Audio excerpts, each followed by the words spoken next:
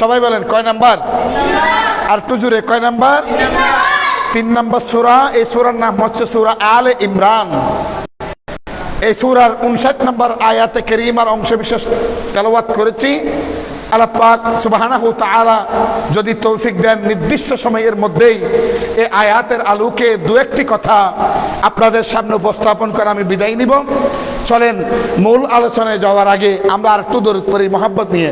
সাল্লে আলা রাসূলিনা সাল্লে আলা মুহাম্মাদিন সাল্লে আলা হাবিবনা সাল্লে मुहम्मद। इशारे से चांद चीर दिया, डूबे हुए रात को फिर लिया, गिए हुए दिन को असर किया, ये ताबो तवा तुम्हारे लिए सल्ले अला रसूलना सल्ले अला मुहम्मदिन सल्ले अला हबीबना। মারহাবা। আপনারা একটু আমার কথাগুলো শুনেন মন দিয়ে, ইমান তাজা হবে ইনশাআল্লাহ। আমি সমসাময়িক বর্তমান সময়ের আলোচিত একটি বিষয় নিয়ে আমি কথা বলতে চাই, যে বিষয়টা হচ্ছে আপনারা আমরা সকলে প্রিন্ট ইলেকট্রনিক্স মিডিয়া, ফেসবুক, বিভিন্ন প্রিন্ট এবং ইলেকট্রনিক্স মিডিয়ার মাধ্যমে আমরা জানতে পারলাম বাংলাদেশের একজন মোল্লা, একজন কি মোল্লা আমার রসুলের শানে গুস্তাকে বিয়াদবি করেছে। সে বলতে লাগলো কি যে মুহাম্মদ সাল্লাল্লাহু আলাইহি ওয়াসাল্লাম 40 বছর পর নবী হয়েছেন, নবুয়ত প্রাপ্ত হয়েছেন। জোরে জোরে বলেন নাউজুবিল্লাহ। আমরা আজকে ইতিহাস পর্যালোচনা করে দেখব। আমি সূরা আলে ইমরানের 59 নম্বর আয়াতে কারিমা থেকে আমি আপনাদেরকে শ্রবণ করে শুনিয়েছি। এই আয়াতের মধ্যে আল্লাহ পাক সুবহানাহু ওয়া তাআলা হযরত ঈসা আলাইহিস সালাম সম্পর্কে বলতে লাগলেন। আমরা হযরত ঈসার ইতিহাস যদি দেখি, শেষ পর্যায়ে আমরা দেখতে পাবো ঈসা আলাইহিস সালাম যে জন্মের পর থেকে নিজেকে যেই ছোট্ট কাল থেকে যেভাবে নবুয়তের ঘোষণা দিয়েছিল, নিজেকে নবী হিসেবে দাবি করেছিল, ইতিহাস সেটা দেখে তারপর আমরা আমাদের রসুলের দিকে দেখব। আমরা জানি এই পবিত্র বাইতুল মুকাদ্দাসকে বুকে ধারণ করেছে যে ফিলিস্তিন রাষ্ট্র, সেই দেশে 2000-এরও বেশি বছর আগে, বলেন না কয় বছর? 2000-এরও বেশি বছর আগে অলৌকিকভাবে জন্মগ্রহণ করেছিলেন হযরতে ঈসা আলাইহিস সালাম এই ফিলিস্তিনের জমিনে। আরেকটা পয়েন্ট দেখেন, হযরতে আদম আলাইহিস সালাম যেমন পিতা মাতা ছাড়া হয়েছিল, আমরা জানি আমাদের আদি পিতা হচ্ছে আদম, আদি মাতা হচ্ছে হাওয়া আলাইহিস সালাম। আদম এবং হাওয়া, আমাদের বিবেকে একটা প্রশ্ন আসে যে আমাদের আদি পিতা যদি আদম হয়, আদি মাতা যদি হাওয়া হয়, আদম এবং হাওয়ার পিতা মাতাকে, এখানে একটা মজার বিষয় আল্লাহ বলতেছে যে সূরা আলে ইমরানের 59 নম্বর আয়াতে, ইন্না মাসালা ঈসা ইনদাল্লাহি কামাসালি আদমা। ও দুনিয়ার মানুষেরা শুনো, নিশ্চয়ই আল্লাহর নিকট ঈসার উদাহরণ আদমের মতো। আল্লাহ কেন এরপরে বলতেছেন খলাকাহু মিন তুরাবিন, তিনি তাকে মাটি থেকে সৃষ্টি করেছেন। সুম্মা ক্বালা লাহু কুন ফায়াকুন, অতঃপর তিনি তার উদ্দেশ্য বললেন হও। আমি আল্লাহ কুন বলার সাথে সাথে ফায়াকুন, আদম সৃষ্টি হয়ে গেল। জোরে জোরে বলেন সুবহানাল্লাহ। আল্লাহু আকবার। ইয়া রাসূলুল্লাহ, ইয়া গৌসুল আজম দস্তগীর জিন্দাবাদ, জিন্দাবাদ।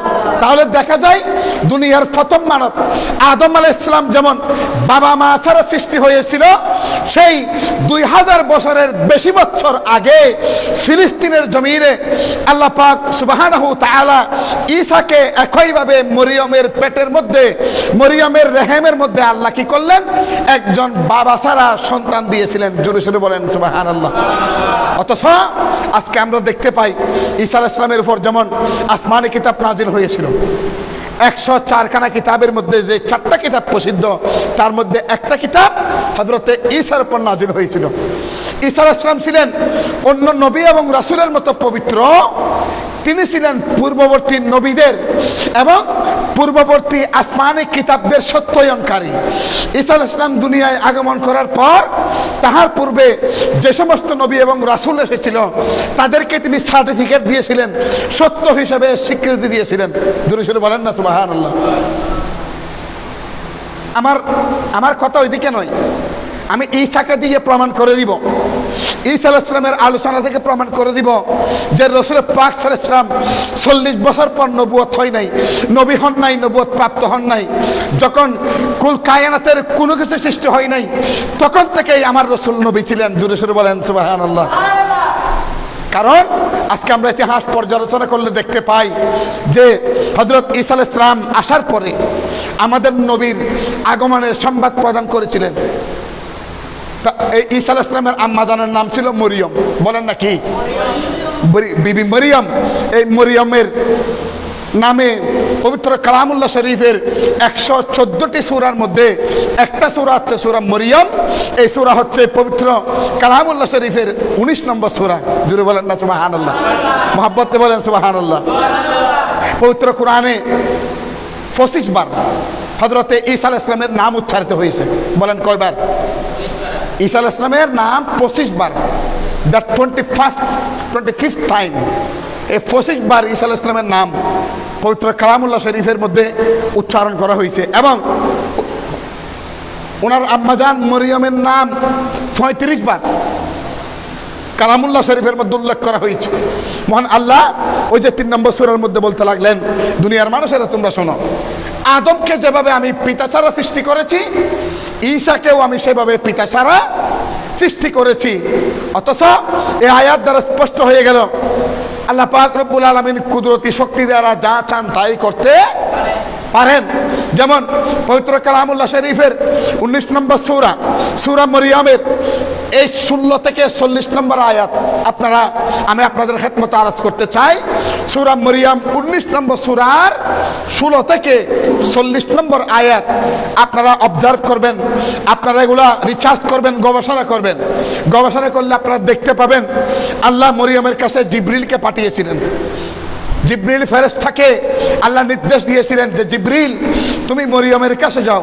জিবরিল প্রশ্ন করল আল্লাহকে, আল্লাহ আমি জিবরিল মরিয়মের কাছে গিয়ে কি করব?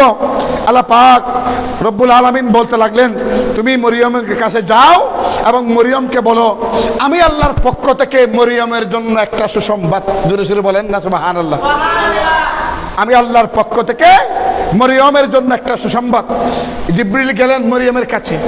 আমি পবিত্র কালামুল্লাহ শরীফের আয়াতটা বললাম না, আমি আপনাদেরকে অনুবাদ করে বলতেছি যে জিবরিল মরিয়মের কাছে গিয়ে বলতে লাগলেন, মরিয়ম আল্লাহর পক্ষ থেকে তোমার জন্য সুসংবাদ।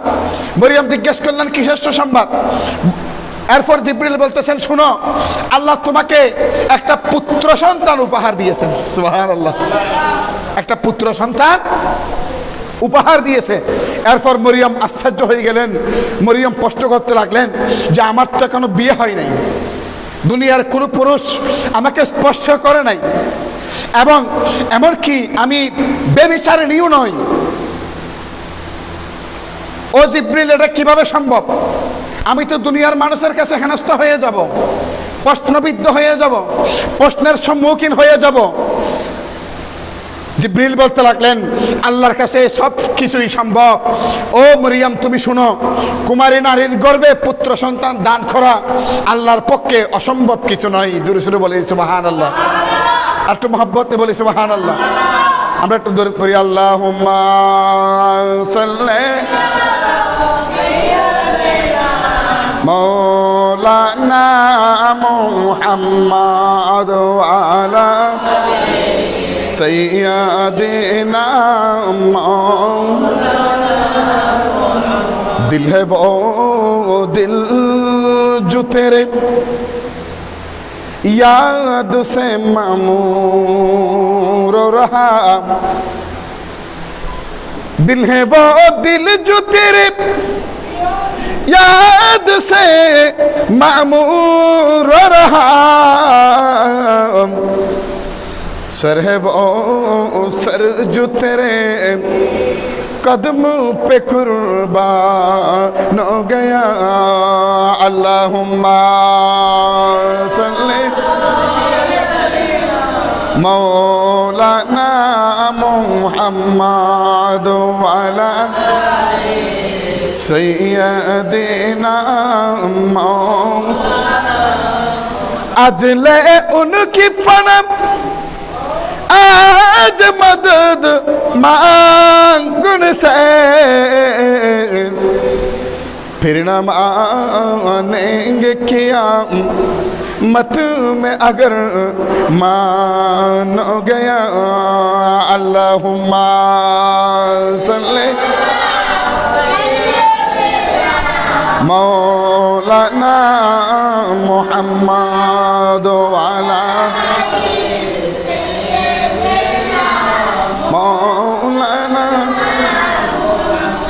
ঈসা আলাইহিস সালাম ভূমিষ্ঠ হলেন মরিয়মের পেট থেকে, রেহেম থেকে। ঈসা আলাইহিস সালাম ভূমিষ্ঠ হওয়ার পর মরিয়ম তার সম্প্রদায়ের কাছে গেলেন, উপস্থিত হলেন ওই ছোট্ট বাচ্চাকে নিয়ে। ছোট্ট বাচ্চা ঈসা আলাইহিস সালামকে নিয়ে মরিয়ম তার সম্প্রদায়ের কাছে গেলেন। সম্প্রদায়ের সমস্ত নারী পুরুষ আবাল বৃদ্ধ বনিতা, একজন কুমারী বিবাহ বহির্ভূত, বিয়ে হয় নাই এমন নারীর মাতৃত্ব লাভকে তারা মেনে নিতে পারছিল না।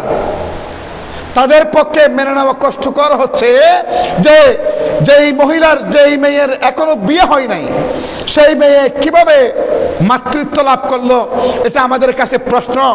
এভাবে তারা সমালোচনায় বিদ্ধ করতে লাগলো মরিয়মকে। এক পর্যায়ে তিনি বললেন তোমার এক পর্যায়ে তার সম্প্রদায়ের লোকেরা মরিয়মকে বচ্ছনা করতে লাগলো, অপমান করতে লাগলো যে মরিয়ম, তোমার বাবা মা তো এই ধরনের ব্যভিচারিণী ছিল না, আমাদের জানা মতে তারা ছিল খুবই ফরহেজগার, নেককার, তোমার এই হাল কেন হলো? তুমি তো ব্যভিচারিণী। চারিদিক থেকে যন্ত্রণা শুরু হলো।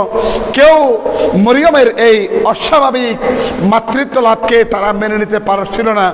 অবশেষে তিনি নিরুপায় হয়ে তাদেরকে বলতে লাগলেন, ও আমার সম্প্রদায়ের মানুষেরা, আমি আসতেছি আমার কথায়, ও আমার সম্প্রদায়ের মানুষেরা, আমি তোমাদের খেদমতে আরজ করতে চাই, তোমরা শোনো, আমার এই দুধের শিশু বাচ্চাকে তোমরা জিজ্ঞাসা করতে পারো, আমি ব্যভিচারিণী নই, আমি অসৎ নই, আমি কুমারী নারী কিভাবে মাতৃত্ব লাভ করলাম, আমার এই দুধের সন্তান তোমাদেরকে বলে দিবে। জোরে সোরে বলেন সুবহানাল্লাহ।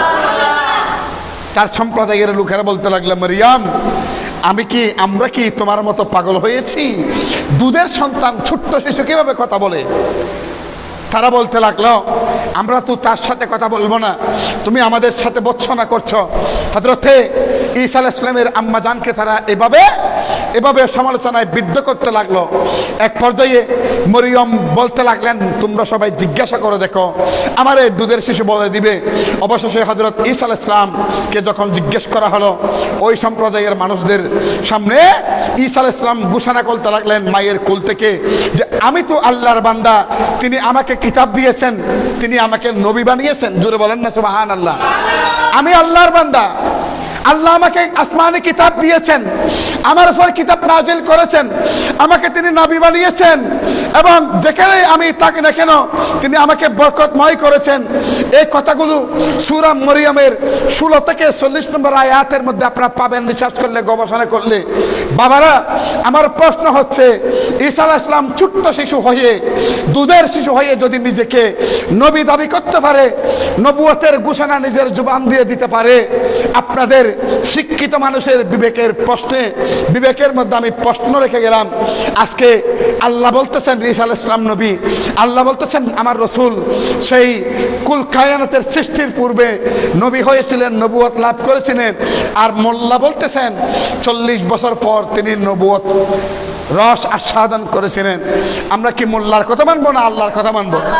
আমাদেরকে মানতে হবে কার কথা? সবাই বলেন, আমরা মানবো কার কথা? আল্লাহর কথা। মোল্লার যে এই পথভ্রষ্টর কথা আমরা মানবো না। এগুলো ভিত্তিহীন। আল্লাহ পাক রব্বুল আলামিন আহলে সুন্নাত ওয়াল জামাতের আকীদা মাসলাকে আলা হযরতের উপর আমাদেরকে দায়াম কায়েম রাখার তৌফিক দান করুক। সবাই বলুন আমিন। আর একটু মহব্বত নিয়ে বলুন আমিন। আমি আপনাদের খেদমতে আরজ করতে চাই আরো একটি দলিল, এই যে আমার রাসূল পাক সাল্লাল্লাহু আলাইহি ওয়াসাল্লামের যে আমার রাসূল, আমি আরেকটি কোরআন থেকে দলিল আপনাদের সামনে উপস্থাপন করছি। রাসূল পাক সাল্লাল্লাহু আলাইহি ওয়াসাল্লাম কত বছর বয়সে নবুয়তের রস আস্বাদন করেছিলেন সেই বিষয়ে আল্লাহর পেয়ারা হাবিব সাল্লাল্লাহু আলাইহি ওয়াসাল্লাম পবিত্র আমার রাসূল সম্পর্কে পবিত্র কালামুল্লাহ শরীফের মধ্যে বলা হচ্ছে, বিসমিল্লাহির রহমানির রহিম। সমস্যা একটু দূর করি, আল্লাহুম্মা সাল্লি মাওলানা মুহাম্মাদ ওয়া আলি সাইয়্যিদিনা মাওলানা। সবাই বলুন ইয়া রাসূলুল্লাহ ইয়া হাবিবাল্লাহ ইয়া রাসূলুল্লাহ।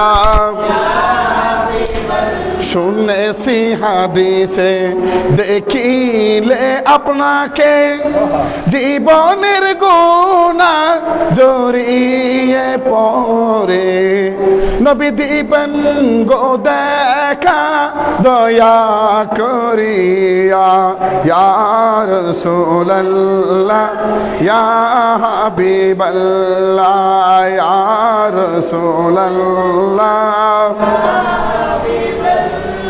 আজকে এই ফিতনার যুগে, আজকে ফিতনার যুগ, এই ফিতনার যুগে ইমানদারদের ইমান ধরে রাখা কঠিন হয়ে যাবে। আপনারা প্রিন্ট, ইলেকট্রনিক্স মিডিয়া, বিভিন্ন টিভি, কম্পিউটারের মারফতে ইমান হারা হওয়ার আপনাদের সম্ভাবনা থাকবে। আপনারা সাধারণ সুন্নি মুসলমান যারা আছেন, আল্লাহর দরবারে সবসময় ফরিয়াদ করবেন, আল্লাহ তোমার কাছে কিচ্ছুই চাই না, অন্ততপক্ষে যেন আমাদের এই মানটুকু আহলে সুন্নাত ওয়াল জামাতের আকীদার উপর, মাসলাকে আলা হযরতের উপর দায়েম কায়েম রাখতে পারি আল্লাহ। এভাবে আল্লাহর দরবারে ফরিয়াদ করবেন, কারণ বিভিন্ন দিক থেকে শত্রুরা আমাদেরকে গ্রাস করে ফেলতেছে। আজকে ফিলিস্তিনের জমিনে নির্যাতিত নিপীড়িত মুসলমানদের পক্ষে দেখেন, এই এতগুলো বিশ্বের মধ্যে এতগুলো মুসলিম রাষ্ট্র, শক্তিশালী রাষ্ট্র, কেউ আজকে আওয়াজ তুলছে না এই যে ফিলিস্তিনের যেই বর্বরতার বিরুদ্ধে, ফিলিস্তিনের যেই ইতিহাস, সমৃদ্ধ ইতিহাস, আমাদের যে পবিত্র নগরী বাইতুল মুকাদ্দাস, হযরত ঈসা আলাইহিস সালামের স্মৃতি বিজড়িত, রাসূল পাকের মেরাজ সংবলিত অনেক ইতিহাস ফিলিস্তিনের সাথে মুসলমানদের সাথে সম্পর্ক। অথচ বিশ্বের কোন মুসলমান কান্ট্রি, বিশ্বের কোন মুসলমান রাষ্ট্র আজকে ইসরায়েলিদের বিপক্ষে কেউ কথা বলছে না। বাবারা, আমরা আজকে এই হালিশহর রেজবিয়া দরবার শরীফের অঙ্গ সংগঠন যে আল্লামা সৈয়দ ইলিয়াস রাজবি আশিকান পরিষদের যে ব্যবস্থাপনায় আজকের এই মাহফিল থেকে আমরা দত্ত কণ্ঠে বলতে চাই, আমাদের জান যদিও যাবে, তবুও আমরা অন্যায়ের বিরুদ্ধে কথা বলেই যাব। আপনারা বলেন ঠিক কিনা? আল্লাহ পাক রব্বুল আলামিন, আমি যে জিনিসটা বলতে চাচ্ছিলাম, আজকে বাবরি মসজিদ আমাদের থেকে চলে গেছে, আর একদিন যদি হানাই খাবাও যদি তারা আক্রমণ করে, মুসলিম বিশ্ব কতদিন চুপ মেরে থাকবে? ভাবে আজকে রাসূলের বিরুদ্ধে কথা বলছে। সূরা আল ইমরানের ৮১ নম্বর আয়াত যদি পর্যালোচনা করতে যাই, আপনারা দেখবেন এখন বিভিন্ন কোরআন শরীফ ইন্টারনেটের মাধ্যমে দেখা যায়, অথবা বাংলা কোরআন শরীফ খুলে দেখবেন। আপনারা না বুঝলেন একজন হক্কানি মুফাসসিরে কোরআনের কাছে যাবেন, জিজ্ঞেস করবেন যে হুজুর ৮১ নম্বর আয়াত আলে ইমরানের আল্লাহ পাক কি বলতে চেয়েছেন? আমার আল্লাহ রাসূল পাকের শান-মান নিয়ে কথা বলতে চেয়েছেন। এই সূরা আলে ইমরানের ৮১ নম্বর আয়াতে আল্লাহ বলতেছেন, ওয়াইজ আহাযাল্লাহু মিসাকান নাবিয়িনা। আপনি স্মরণ করুন যখন আল্লাহ নবীদের থেকে অঙ্গীকার নিয়েছিলেন। একটু সুবহানাল্লাহ বলেন সবাই। আপনার স্মরণ করুন আল্লাহ যখন অঙ্গীকার নিয়েছিলেন নবীদের থেকে। ওয়াইজ আখাযাল্লাহু মিসাকান নাবিয়্যিন, এই পবিত্র কালামুল্লাহ শরীফের ৩ নম্বর সূরা আলে ইমরানের ৮১ নম্বর আয়াত আল্লাহ বলতেছেন, ওয়াইজ আখাযাল্লাহু মিসাকান নাবিয়্যিন। আপনি স্মরণ করুন যখন আল্লাহ নবীদের অঙ্গীকার নিয়েছিলেন যে লামা আতাইতুকুম মিন কিতাবি ওয়া হিকমা, তোমাদেরকে যে কিতাব এবং হিকমত দেওয়া হয়েছে তার সত্য, সুম্মা জাআকুম রাসূলুন, তোমাদের কাছে তার সত্যায়নকারী হিসেবে একজন রসুল আসবেন। এই কোরআনের মধ্যে উল্লেখ রয়েছে আমার রসুল আসার পূর্ববর্তী সময়ে এখানে বলা হচ্ছে যে সেই তোমাদের কিতাব এবং হিকমতকে সত্যায়ন করার জন্য একজন তোমাদের কাছে রসুল আসবেন। একটু সুবহানাল্লাহ বলেন না। আমার ভাই এসেছেন, আল্লাহু আকবার। ওনাকে দেখে আমার এই তসলিম ভাইয়ের কথা মনে পড়ে গেল। গত মাহফিলে উনি আমার সাথে ছবি তুলেছেন, তসলিম ভাই এখানে দাঁড়িয়ে, আমার মোবাইল এখনো আছে। এই তসলিম ভাই আমার সাথে এখানে একসাথে দাঁড়িয়ে ছবি তুলেছেন। আজকে যদি বেঁচে থাকতো, উনি যদি শিফে আউটারে যদি না যাইতেন, এই তসলিম ভাই আমাকে ফোন করতেন যে শরীফ মাহফিল কোথায়, কখন হবে। আল্লাহ আমাদের এই তসলিম ভাইকে বেহেশতের মেহমান হিসেবে কবুল করুক, আমিন বলেন। গোটা 38 নম্বর 39 নম্বর ওয়ার্ড আপনি দেখেন, উত্তর হালি শহর, মধ্যম হালি শহর, দক্ষিণ হালি শহর, পতেঙ্গা থানা থেকে শুরু করে, ওনাকে চিনেন না এ ধরনের মানুষ খুব কম আছে। এক নামে চিনে সবাই। সমাজ হিতৈষী একজন মানুষ ছিলেন। আমি শ্রদ্ধার সাথে স্মরণ করছি আমার এই শ্রদ্ধাভাজন বড় ভাই মরহুম মকফুর তসলিম সাহেবকে। আল্লাহ পাক রব্বুল আলামিন তসলিম ভাইয়ের যে ইবাদত বন্দেগী, উনি যে আমল করেছিলেন, সমাজের যে কাজগুলো করেছিলেন, এ সমস্ত কাজের উসিলাই আল্লাহ তাকে জান্নাতের মেহমান হিসেবে কবুল করুক, সবাই বলুন আমিন। আমি যে জিনিসটা বলতে চেয়েছিলাম বাবারা, আজকের এই ফিতনার যুগে ঈমান ধরে রাখা কঠিন হয়ে যাবে। আমি বলবো আমি সঠিক, উনি বলবেন উনি সঠিক, আরেকজন বলবেন উনি সঠিক। আপনারা সাধারণ মানুষ, আপনারা বিভ্রান্ত হয়ে যাবেন। কার কাছে যাবেন, কার কাজ করবেন? সবাই বলতেছে সবাই সঠিক, উনি বলতেছেন আমি খারাপ, আমি বলতেছি উনি খারাপ, তিনি বলতেছেন তিনি খারাপ। নারে তাকবীর, নারে ইরশাদ, নারে গাউসিয়া, উলামায়ে আহলে সুন্নাহ।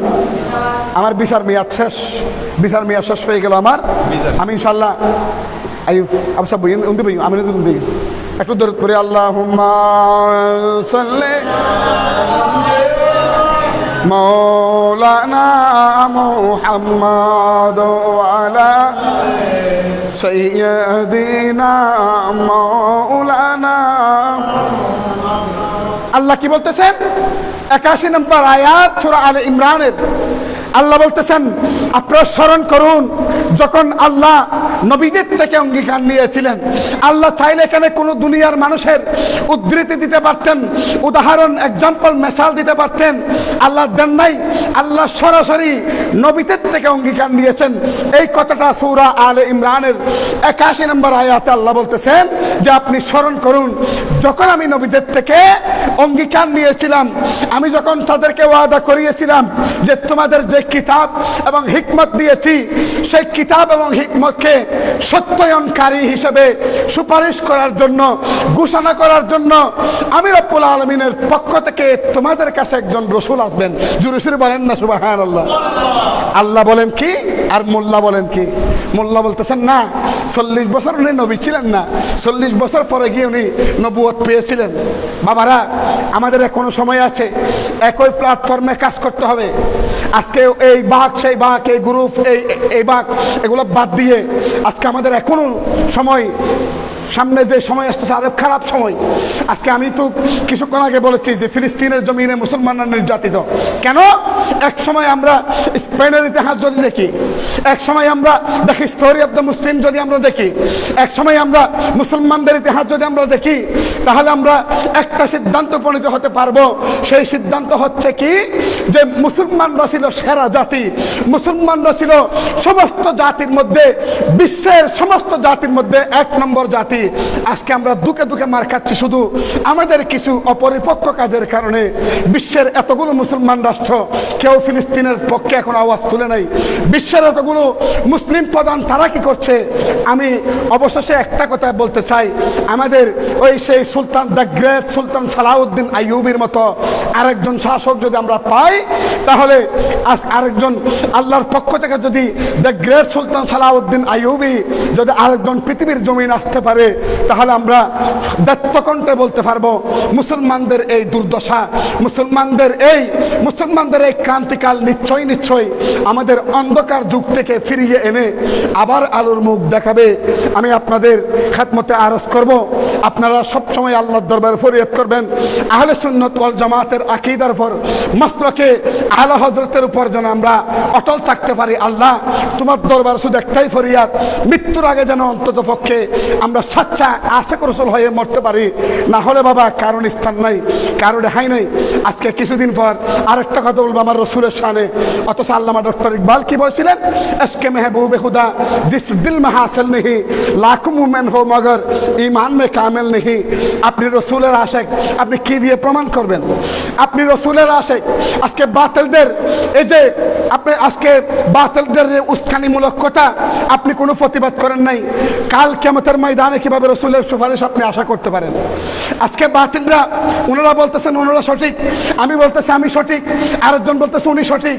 আজকে এত ফিতনার যুগে শুধু একটাই দাবি করবেন আল্লাহর দরবারে, আল্লাহ যেটা সহজ সরল সঠিক পথ, তুমি আমাদেরকে সিরাতুল মুস্তাকিমের উপর দায়েম কায়েম রাখো, এই ফরিয়াদটুকু আপনারা করবেন।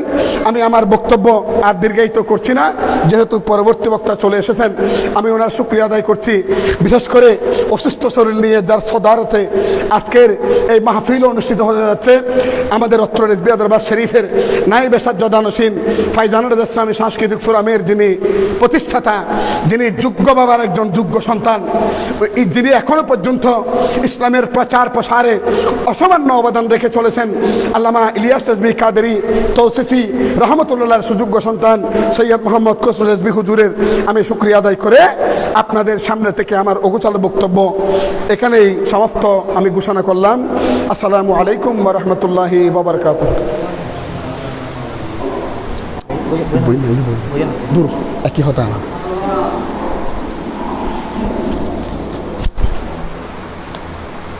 মারহাবা মারহাবা। আপনাদের সম্মুখে পেশ করলেন ফায়জানা রাজা ইসলামিক সাংস্কৃতিক ফোরামের সম্মানিত সভাপতি শায়ের আহলে সুন্নাহ শায়ের মোহাম্মদ সেলিম রাজা কাদরি সাহেব, প্রিয় আশিকানে মুস্তাফা সাল্লাল্লাহু আলাইহি ওয়াসাল্লাম। এই পর্যায়ে পবিত্র নাতে রসুল সাল্লাল্লাহু আলাইহি ওয়াসাল্লাম পরিবেশন করবেন অসংখ্য নাতখার উস্তাদ হযরতুল হাজ আল্লামা মৌলানা আবু তালেব রিজভী সাহেব। মৌলানা আবু তালেব রিজভী সাহেব।